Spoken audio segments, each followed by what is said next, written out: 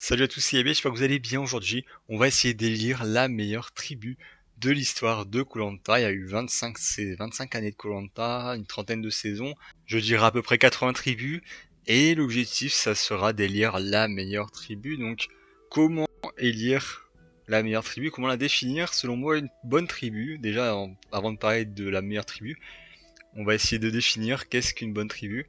Une bonne tribu, pour moi, ça prend en compte trois éléments. Tout d'abord, que ça soit une tribu dominante sur les épreuves, dans la phase en équipe notamment. Ça serait plutôt sur la phase en équipe, mais la phase individuelle peut également entrer en compte. Est-ce que c'est une tribu qui prend le dessus sur la tribu d'en face? Est-ce que c'est une tribu qui remporte beaucoup d'épreuves également, que ça soit en équipe ou que ça soit en individuel? Est-ce que vraiment on est sur une tribu qui domine le jeu, surtout la phase équipe, mais également la phase individuelle? Est-ce que c'est une tribu qui est soudée? Selon moi, une bonne tribu, c'est également une tribu qui est assez solidaire, ou en tout cas, il y a un noyau solidaire dedans. Voilà, ça existe, hein, des brebis galeuses, mais qu'il y ait au moins un noyau solidaire, et que parmi, on va dire, tous les éléments, tous les candidats qu'il y a, et bien que ça soit l'élément le plus solide, ou un des plus solides de la saison. Voilà, une tribu soudée, je trouve que c'est vachement important. Et enfin, une tribu qui possède de fortes individualités, parce que même si la tribu elle domine, même si la tribu elle est forte, tout ce que vous voulez, si la tribu n'est pas forcément attachante et que les candidats en tant qu'individus sont pas ouf, et eh bien pour moi ça fait pas une des meilleures tribus possibles. Voilà, ce sont en tout cas moi mes trois points principaux pour définir une bonne tribu, et à partir de ça on va essayer de définir la meilleure tribu de koh. Alors, première chose, donc en vrai pour moi quand même le plus important je trouve pour moi une tribu qui est forte, c'est une tribu qui a un bon ratio de victoire, qui a plus de victoires que de défaites face à ses adversaires, et même une tribu qui possède plus de... Enfin là j'ai mis 70% de victoire, je pense que c'est un bon indicateur, c'est quasiment 3 victoires pour une défaite, c'est à peu près ça, un petit peu moins. Donc en vrai c'est quand même un excellent ratio, et, ça permet bien de faire une sorte de présélection de 9 tribus. Voilà, il y a 9 tribus qui ont eu plus de 70% de victoire, et ça permet de faire une présélection et de se pencher sur chacune d'entre elles, et bien afin de savoir quelle est vraiment la meilleure tribu de l'histoire de koh. Donc les 9 tribus les voici. Nous avons la tribu jaune, enfin la deuxième tribu jaune de koh Thaïlande, les Karwai, avec notamment Nicolas, Gabriel, Wendy, Alain, Cecilia, qui ont eu un bon ratio, 71,4% de victoire, 5 victoires pour 2 défaites. Les Tayak, les fameux Tayak de koh Karamoan, qui sont la 8ème tribu avec le meilleur ratio, avec 72,7% de victoire, 8 victoires pour 3 défaites. Les Sungai de koh Malaisie, la tribu jaune, avec Ravière, Phil, Hugo, Brice notamment, 75% de victoire, 9 victoires pour 3 défaites. Les Tokalo, l'équipe verte de koh les qui a 75% de victoire et qui a un excellent ratio, et c'est d'ailleurs la seule tribu qui n'est pas jaune ni rouge dans cette liste. Les Korok de koh Palao, la tribu menée par Patrick, Isabelle, notamment même Christina, Louis-Laurent, il y avait Freddy, puis Louis-Laurent dans la tribu, Raphaël également. C'est une excellente tribu, faut le dire, 80%, 8 victoires pour 2 défaites. Les Tugawe, voilà, la tribu rouge de koh, la revanche des Kater, assez surprenamment, qui est présente dans la liste. 5 victoires pour une défaite, ce qui donne un ratio de 83,3% de victoire. En effet, on n'y pense pas, mais cette tribu rouge de koh la revanche des Kater a dominé sur les 6 épreuves qu'elle a réalisées. Il n'y a eu qu'une seule défaite. Et encore la seule défaite qu'il y a eu, c'est parce que Mohamed, il y avait des chaussures qui glissaient. Voilà. Sinon, ils auraient peut-être eu le 6-0. Les Simban de koh, la nouvelle édition. Voilà, la tribu avec Freddy, Martin, Phil, Philippe, Christina et Sarah. 85,7% de victoire. Ils ont une victoire de plus que les Tugawe. Donc 6 victoires pour une seule défaite. Et nous avons deux tribus qui ont remporté toutes leurs épreuves. Ce sont la première tribu Aopo, celle qui est sur la miniature avec Nicolas, Cecilia, Gabriel, Roumain, Karima, Karine. Une excellente tribu de koh Thaïlande, 100% de victoire, 6 victoires pour 0 défaite. Et également la première version d'Etoa donc la tribu du All-Star du combat des héros avec Pascal, Ravière, Yacine, Clémence notamment, 100% de victoire, 6 victoires pour 0 défaite. Ce sont vraiment deux tribus, en tout cas les deux tribus les plus dominantes sur les épreuves, c'est bien évidemment ces deux tribus-là. Mais est-ce que ce seront les meilleures tribus pour autant? Et bien ça, il faut se pencher sur le sujet plus en précision. Donc, comment j'ai procédé? J'ai pris des autres indicateurs que simplement le ratio de victoire. Donc tout d'abord, je juge les individualités, comme je l'ai dit sur un système d'étoiles. C'est un peu subjectif pour le coup cet indicateur-là. C'est selon moi, est-ce qu'il y a des très bonnes individualités, est-ce que ce sont parmi les meilleures tribus en termes d'individualité, ou ce sont des tribus un peu moins bonnes en termes d'individualité? Eh bien, c'est ce que j'ai essayé de juger. J'ai mis 4 étoiles sur 5.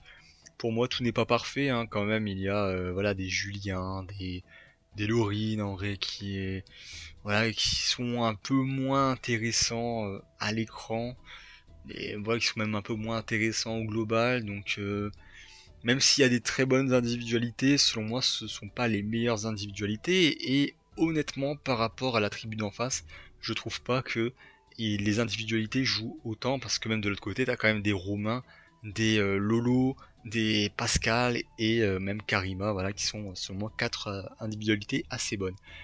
Donc, alors, les indicateurs que j'ai pris en compte, outre le ratio de victoire et les individualités, c'est également le nombre de candidats qui sont présents à la réunification, est-ce qu'ils sont arrivés en majorité, en minorité. Ça joue parce que s'ils sont arrivés, par exemple, s'ils ont gagné beaucoup d'épreuves mais qu'ils ont perdu toutes les immunités, eh bien ça va jouer en leur défaveur. Concernant aussi le nombre de candidats qu'il y a en finale, est-ce que cette tribu est arrivée en majorité à la finale, en minorité, à égalité, ou est-ce qu'elle est arrivée au complet en finale? Ça aussi, ça joue. Le nombre de votes que les Karwai, donc là ici c'est les Karwai, hein, le nombre de votes que les Karwai voilà, le nombre de votes qu'ils ont fait contre des autres membres Karwai. Est-ce qu'ils ont voté contre des membres de leur propre tribu? Ça, c'est quelque chose aussi que j'ai pris en compte, et voilà, savoir est-ce que c'était vraiment une tribu soudée ou pas. Là, ça prend son importance aussi. Là, les performances individuelles, le nombre d'épreuves remportées par un membre Karwai sur le nombre d'épreuves totales, et enfin le nombre de retours en All-Star des membres de la tribu Karwai, et la tribu Karwai et toutes les autres tribus, les 9 tribus que je vais traiter. Donc voici un petit peu tous les indicateurs. Si vous voyez des 116 et 150%, et eh bien c'est normal, c'est par rapport au fait que alors ma base de 100% pour moi, 100% c'est s'ils étaient arrivés à 6, sauf qu'ils sont arrivés à 7, donc il y a un petit surplus. S'ils étaient arrivés à 12, et eh bien ça aurait été 200%. Voilà, et s'ils étaient arrivés à 5, ça aurait été pas 116, ça aurait été plutôt 84%. Donc en fait je me suis basé sur un référentiel qui est 100%, qui est la moyenne, et voir si c'était supérieur ou inférieur. En tout cas c'est pour les candidats à la réunification et les candidats en finale que je suis parti sur ce principe là. Ensuite, le nombre de votes contre ses membres, c'est 17 sur 39, donc c'est 17 votes contre des membres Karwai de la part des Karwai sur 39 votes au total des membres Karwai, ce qui donne 44%. Les performances individuelles, bon bah là c'est voilà, 9 sur 15, ça fait 60%. Et après, il n'y a pas d'autre chose à préciser, je pense. Voilà, il fallait quand même que je précise ce que j'entendais voilà, pour un petit peu tout ça. Voilà, comme ça vous n'avez pas plus forcément de questions à poser par rapport à ça, et la compréhension pour vous, elle est optimale. Donc les Karwai ils sont arrivés à 7 à la réunification, et ils étaient à 3 en finale, donc il y avait quand même une petite perte. Mais malgré tout, ils restent relativement positifs dans ces ratios-là.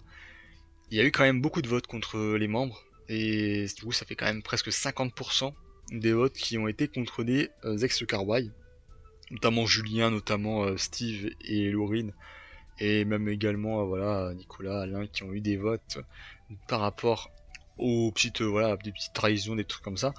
Donc ça fait quand même 17 votes, mine de rien.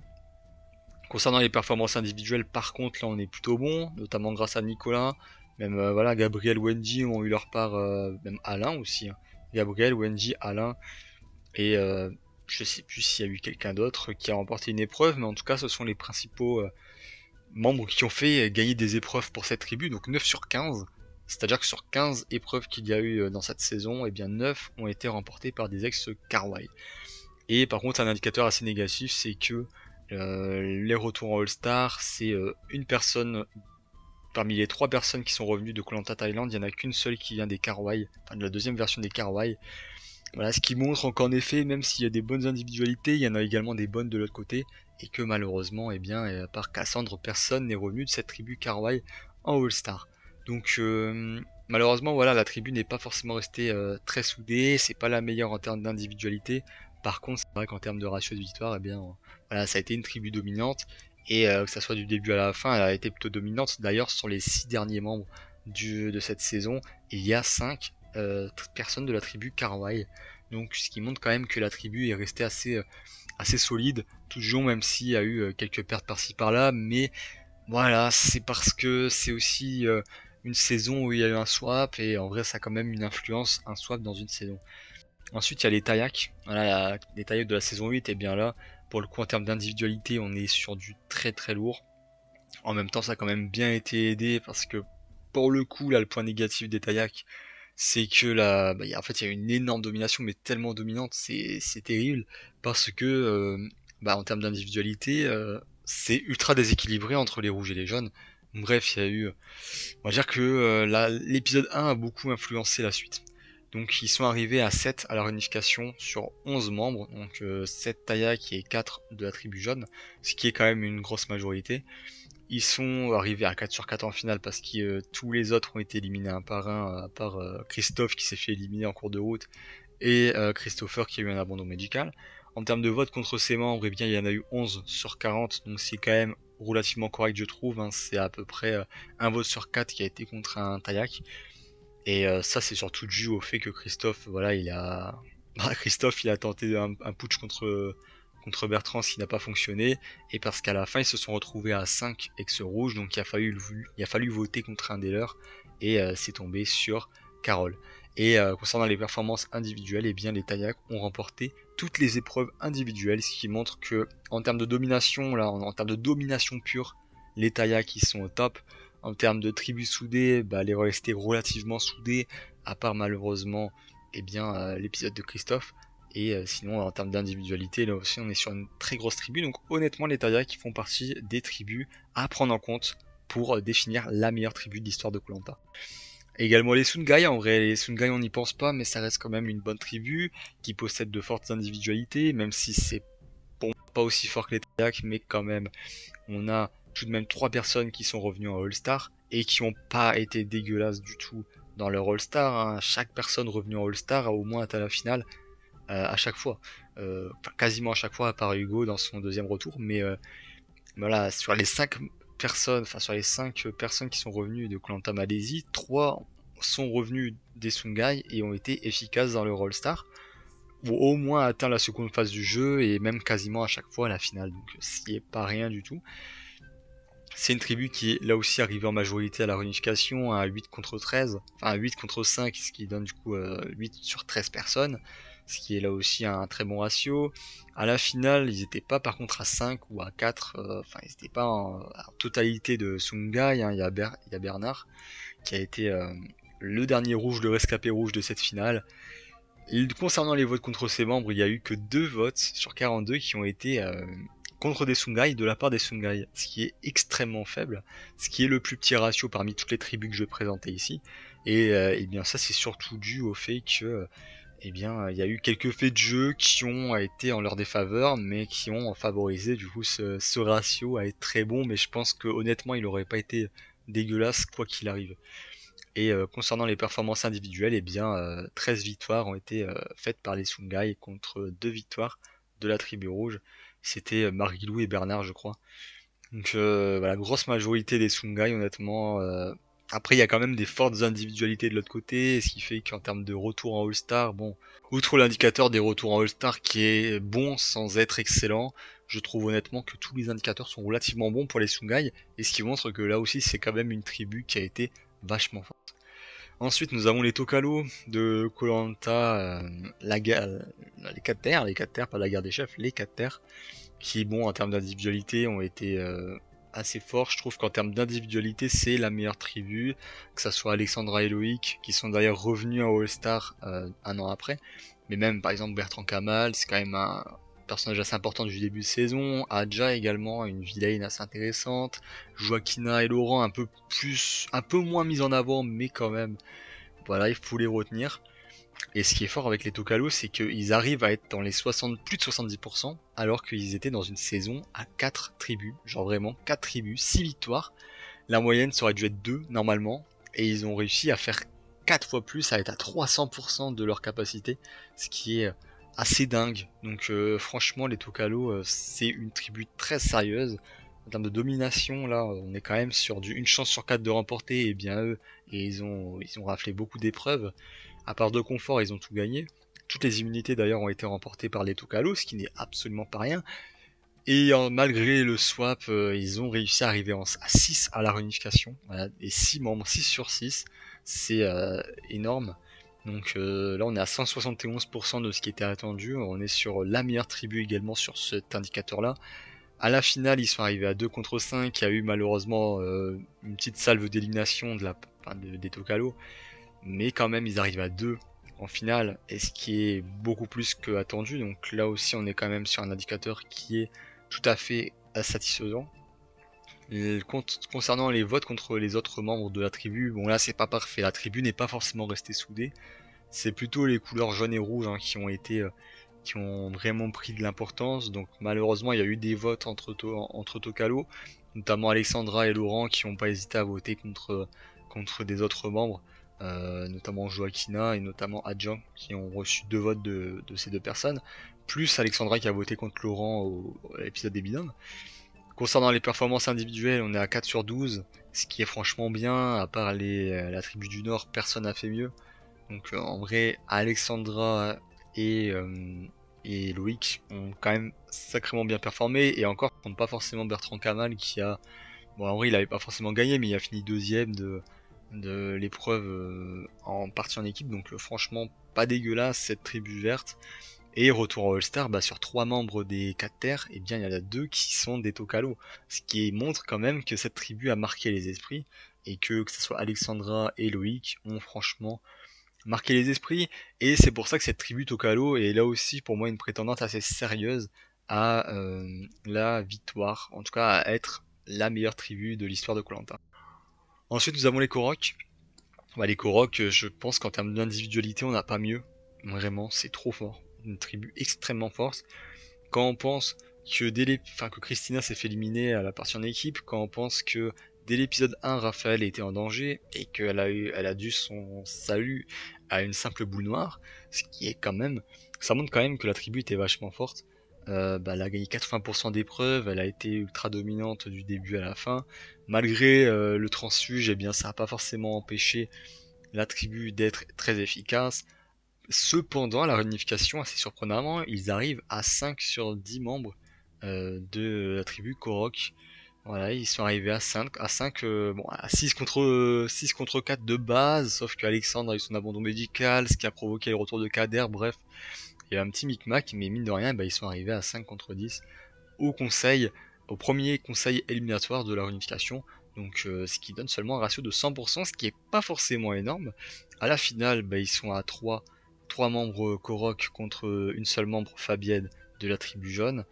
Concernant les votes contre les membres des tribus Korok, sur un total de 25 votes exercés par des membres Korok, eh bien il y en a eu 8 qui ont été contre également des membres Korok. Et pour les Korok, la petite parenthèse, je prends en compte la deuxième partie, la deuxième phase Korok, pas la première. Du coup, Freddy, je l'ai pas compté dedans, mais en effet, si j'avais compté Freddy comme un Korok, eh bien voilà, l'indicateur serait un peu moins au vert, on va pas se mentir. Mais ouais, j'ai pas compté Freddy, j'ai plutôt pris la partie avec lui Laurent. Donc ce qui donne un ratio de 32% qui pourrait être un peu moins bon en effet si si ça avait été pris en compte la première tribu Korok. Les performances individuelles, par contre là les Korok ils ont été très dominants, notamment grâce à Christina, notamment grâce à Raphaël. Même Louis Laurent, Patrick et Isabelle ont remporté des épreuves, donc c'est pas mauvais. Et concernant les retours en All-Star, eh bien il y a 4 membres sur 6 qui sont des Korok, et si on compte Freddy, eh bien Freddy bah, du coup est revenu en All-Star, donc ça fait 5 sur 6. Donc là, c'est un indicateur qui est quand même assez favorable, je trouve. Bien qu'il y ait des indicateurs qui soient pas si ouf que ça pour les Koroks, je trouve qu'il y a des indicateurs qui les mettent vraiment au top, et ce qui permet bien de définir les Koroks, je pense, comme une bonne tribu, une très bonne tribu même de koh. Maintenant, on va parler des Tugawe de koh 27. Bon, bah là, en termes d'individualité, on est quand même un petit peu en dessous.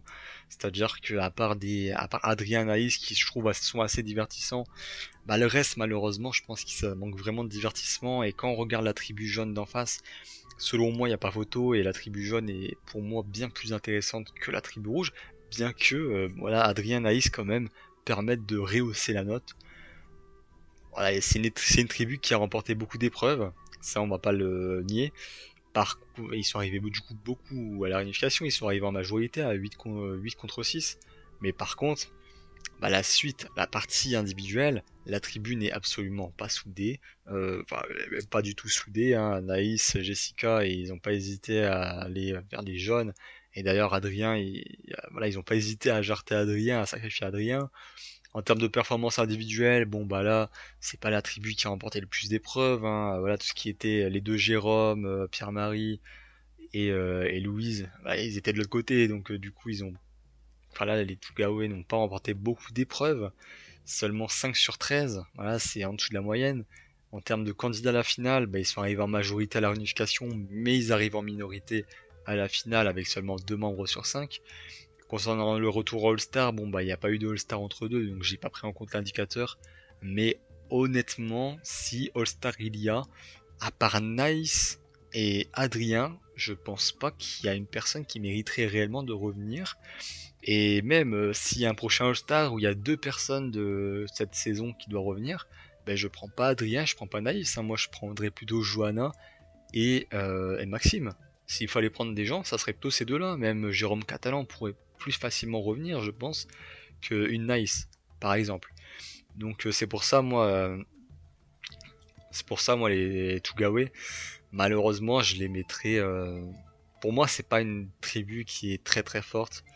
Et même si elle a été dominante sur les épreuves, en tout cas sur les 6 épreuves qu'ils ont fait, elle a été dominante la tribu, y a rien à dire. Et bien le reste n'a pas suivi.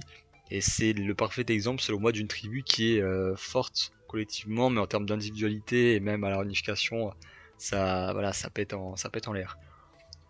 Allez, prochaine tribu, c'est les Simban, voilà, de koh la nouvelle édition. Bon là, en termes d'individualité, on est sur du très très lourd. Franchement, voilà, comme j'ai dit, Freddy, Martin, Philippe, Phil, Christina, Sarah, eh bien on est sur du gratin de koh. Les 6 candidats sont, je pense, peut-être pas les 6. Quoique les 6 sont dans les candidats les plus cultes, dans les 50 candidats les plus cultes, je pense qu'ils y sont. Non, dans les 50 meilleurs candidats, je pense quand même pas, enfin pas Sarah en tout cas, mais peut-être les 5 autres. Mais ouais, franchement, les Simban, waouh, c'était fort, hein, c'était très très fort, et même en survie, enfin domination de survie, etc. Outre les épreuves, hein, c'est une tribu qui roulait sur l'autre et qui avait beaucoup plus de facilité que l'autre. Limite, en fait, ils prenaient limite plus de poids qu'ils en perdaient, quoi. C'est assez dingue. À la réunification, ils arrivent à 5, seulement Sarah a été éliminée. Mais par contre, à la réunification, c'est un peu le même problème, hein. C'est une tribu qui n'est pas du tout restée soudée. Voilà, presque la moitié des votes ont été contre des Simban. Christina et Freddy se sont vite fait éliminer. Philippe a été sacrifié à la toute fin, mais et du coup, ouais, ils sont arrivés que seulement à 2 en finale, 2 sur 4, alors que initialement, ils auraient pu arriver à plus. Voilà, c'est pas une tribu qui est restée soudée, c'est plutôt les affinités pré-game qui ont davantage joué que vraiment la tribu en tant que telle. En termes de performance individuelle, bah, c'est à peu près la moyenne, 5 sur 9, notamment Martin qui a remporté pas mal d'épreuves, donc, et Philippe également. Donc voilà, c'est la moyenne en fait. Voilà, c'est la moyenne. En finale, ils sont arrivés à 2, c'était la moyenne. Vote contre les membres, ils sont dans la moyenne. Les performances individuelles, ils sont dans la moyenne. Les retours en All-Star, voilà, des candidats qui sont revenus après la nouvelle édition. Eh bien, chez les rouges, on a Freddy, Phil et Sarah. Chez les jaunes, on a Laurent et Théoura. Donc c'est un petit peu plus, mais là aussi, voilà, c'est...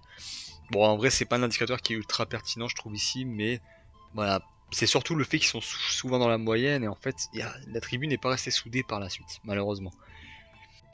Les Toa, la première version des Toa, et bien là c'est très dur à juger honnêtement parce que c'est une tribu qui a tellement dominé sur l'autre que tous les indicateurs sont à peu près biaisés par rapport à ça.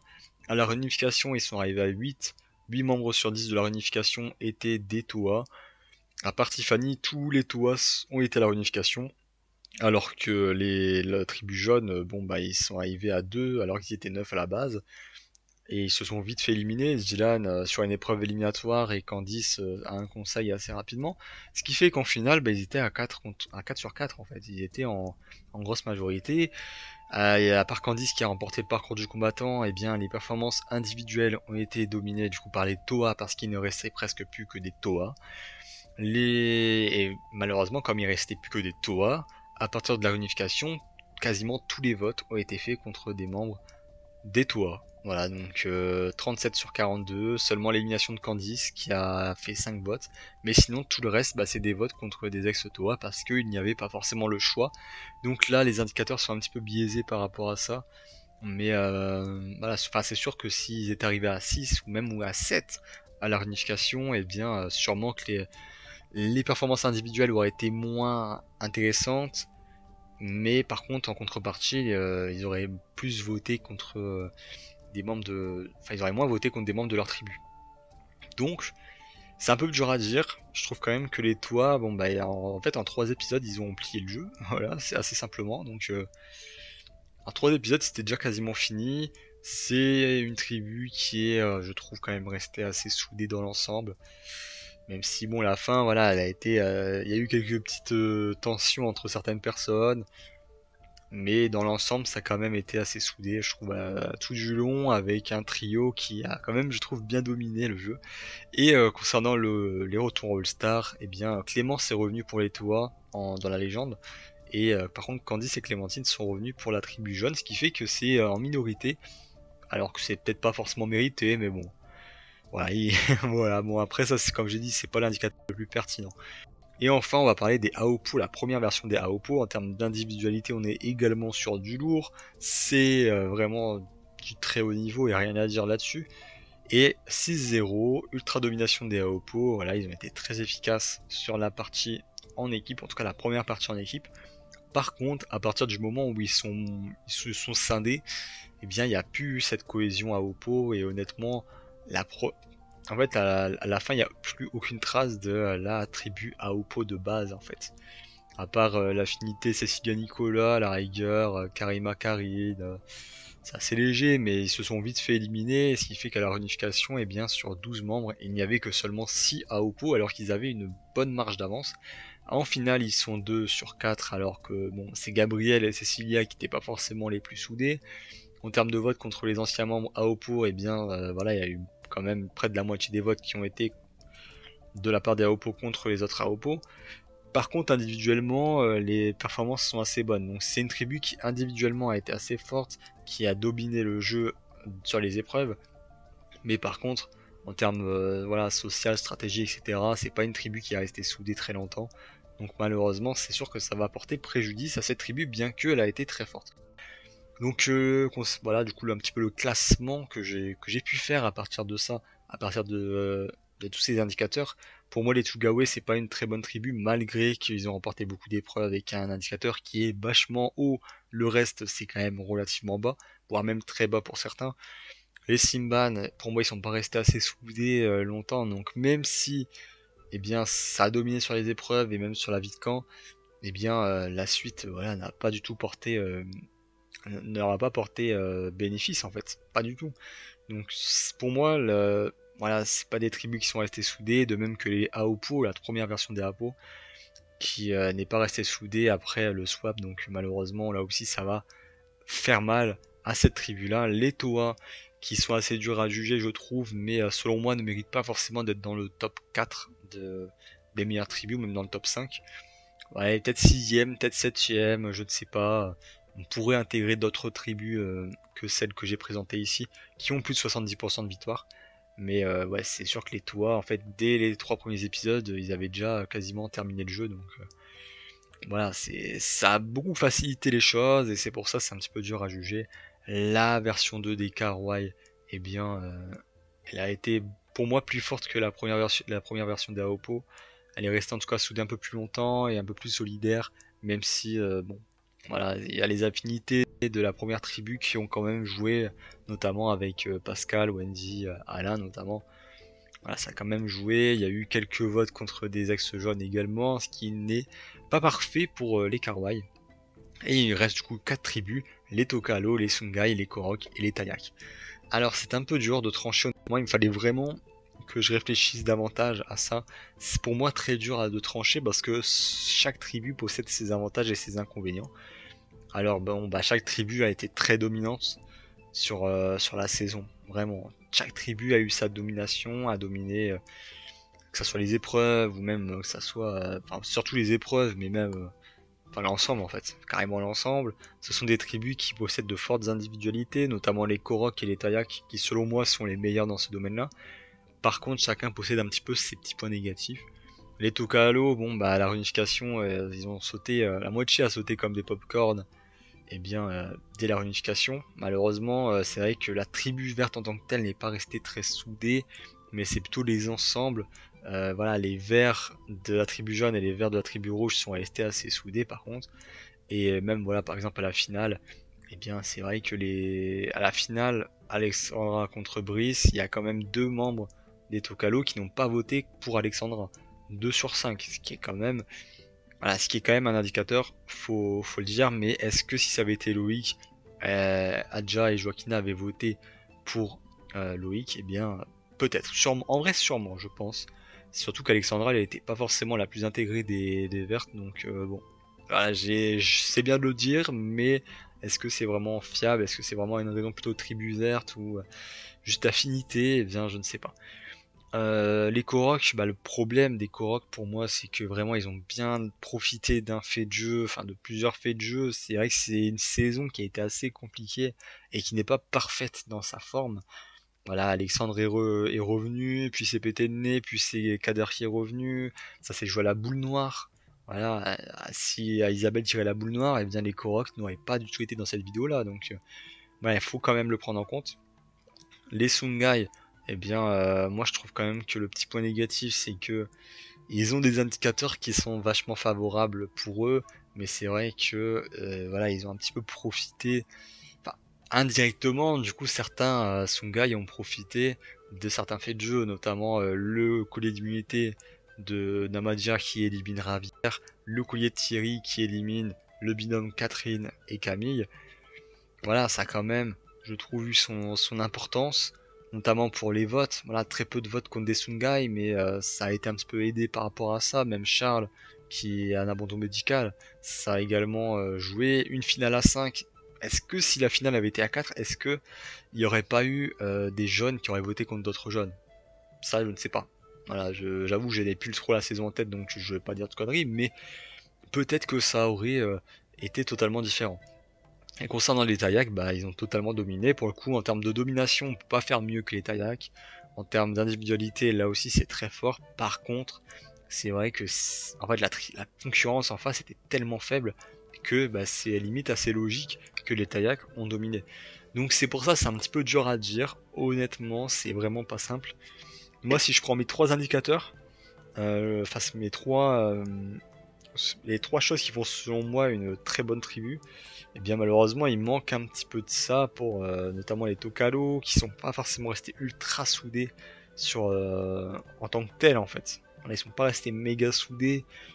Les Koroks sont restés soudés, mais vraiment le facteur chance qui est entré en compte, ça pour moi c'est un petit peu, ça peut être fatal honnêtement en Korok. Le point négatif Tokalo et le point négatif Korok, je trouve qu'il est un peu trop fort honnêtement pour prétendre en tout cas être la meilleure tribu de l'histoire. Par contre, entre les Sungai et les Tayak, c'est un peu plus compliqué, mais c'est vrai que moi, quand je pense à tribu dominante, les Tayak sont directement venus en tête directement. Les Sungai sont venus en tête un peu plus lentement, et c'est en me penchant sur le sujet, je me dis, bah en fait, c'est vrai que les Sungai ont été quand même vachement bons. Donc si je pense à tribu dominante, quelle est la meilleure tribu de Koh-Lanta? voilà, et le facteur culte rentre en compte, et bah, la tribu la plus culte entre les Sungai et les Tayak, et bien ce sont les Tayak. Donc moi, là comme ça, je dirais que les Tayak, c'est selon moi la tribu la meilleure tribu de l'histoire de koh. Voilà, c'est en tout cas là mon avis maintenant comme ça, c'était cet avis-là, alors que avant de faire la vidéo, j'aurais plutôt dit les Tokalo, parce que en vrai sur juste la partie en équipe en tant que telle, je pense que les Tokalo sont la meilleure tribu. Mais ouais, si je prends un ensemble un peu plus large et que j'élargis un petit peu mon échelle de visibilité sur quelle est la meilleure tribu, je pense que les Tayak le sont. Et en vrai, les Sungai sont vraiment pas très loin. Et il manque juste ce facteur un peu culte que les Tayak ont et que les Sungai n'ont pas. C'est vrai que les Tayak, voilà, on y pense, là, c'est Carré, c'est Militaire, c'est Bertrand, c'est Frédéric, voilà, c'est tout ça, cette tribu-là elle est quand même vachement forte, alors que même les Sungai, tu vois, à un moment, en fait, ils ont jamais été vraiment 100% sereins. Même, voilà, Phil qui était un petit peu filou, voilà, faut le dire. Le Hollandais volant un petit peu, qui était à la fois jaune, à la fois rouge, il savait même pas. Donc, là, franchement, ça n'a pas été si simple que ça pour les Sungai. La finalité est relativement bonne, je trouve. Mais selon moi, la meilleure tribu d'histoire, ça reste les Tayak. En tout cas, c'est mon avis. J'aimerais bien avoir le vote dans les commentaires. Je vous avais demandé dans l'onglet communauté quelles étaient selon vous les meilleures tribus de l'histoire de koh. Et voici un petit peu ce qui est revenu. Les Korok, les Korok, les Tukalo et les Tayak sont revenus, comme moi j'en ai parlé. Les Sungai eh bien, ne sont pas présents, en tout cas vous n'avez pas cité les Sungai, alors que selon moi c'est une des meilleures tribus de l'histoire.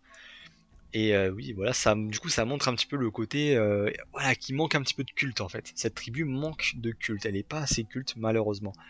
Donc voilà, pour moi ça joue. Voilà, ça joue si je dois choisir sur Tayak ou Sungai, ça s'est joué à pas grand chose, mais pour moi ça se joue à ça.